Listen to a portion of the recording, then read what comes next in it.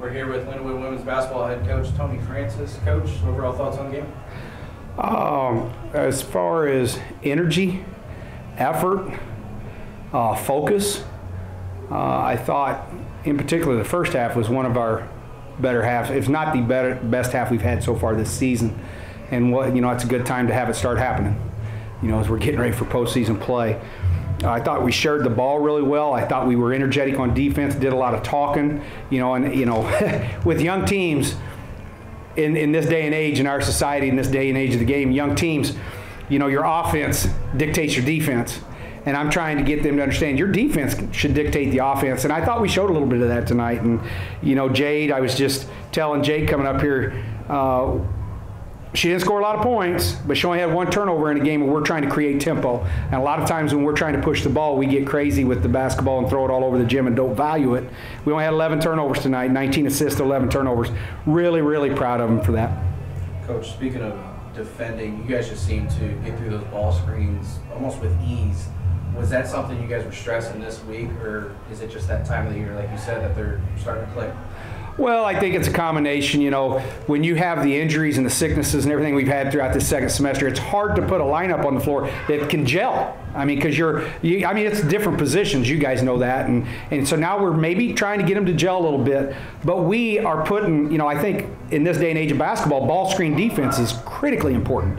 And we really worked on it a lot this week, even though we couldn't go hard.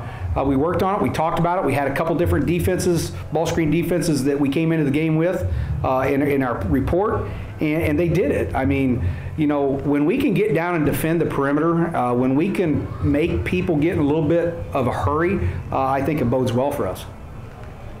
Coach, you guys really pushed the tempo in today's game and had great results with 19 assists, 8 steals. Is that something you want to see from the girls down the stretch? Yeah,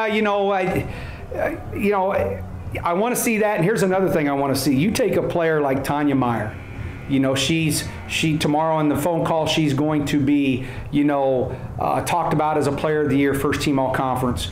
And when you take a player like Tanya Meyer, who's averaging 16, 17 points a game, you hold her to 3, and only 2 rebounds. She's one of the best players in the conference. And when we talk about an emphasis in a scouting report, and we can go out and take that and execute it, boy, that makes a coach happy, because you've got, and that's what I kept telling the kids in the second half. You can't just do in the second half when you're up 30. You just can't do what you want to do and go play freelance playground basketball. That's not what's going to help you prepare for a national tournament run if that's what we want to do. We've got to still continue to find ways to get better, to get quality offense, quality touches, follow the scout report on defense, and that's what we're trying to do. Speaking of Player of the Year candidates, Callie Biltner had another double-double with 14 points, 10 rebounds. Is that just what we should expect from Callie, is a double-double every night?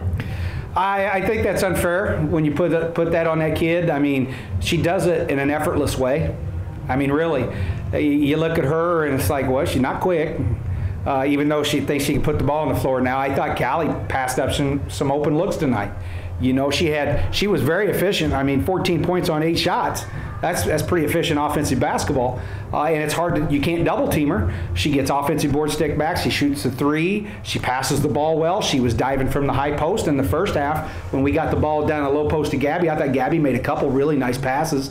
And I don't know. Callie does not have to produce a double-double, but that's just kind of what we, unfortunately have come accustomed to. And when I look at this stat line tonight, we had 3 kids in double figures.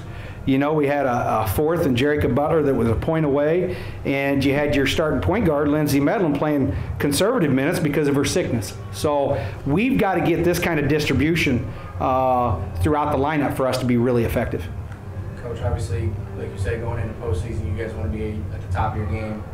How do you make sure you continue this high level of play on Saturday? I think we have a type of team that you hold them accountable, but at the same time you praise what they've done well. They have fought for 2 years now through things that have been totally out of their control, and I think as a coach what I have to do is reinforce the positives.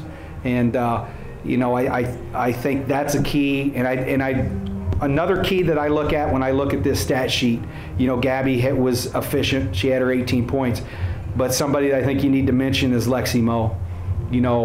I grabbed Lexi Moe after shoot-around today and told her that what she's done the last 4 or 5 days The team has noticed, the coaching staff has noticed. She has grown a lot, you know, and Lexi Moe's always been a great player. And as a coach, I like to challenge young people to find a way to get better. And she had a game tonight because of the way she's been practicing.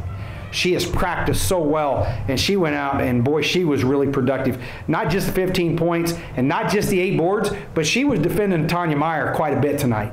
And for Lexi to do that, I think that was big for us. All right, Coach, thank you for your time, and good luck on Saturday. Thank you. I appreciate it, man.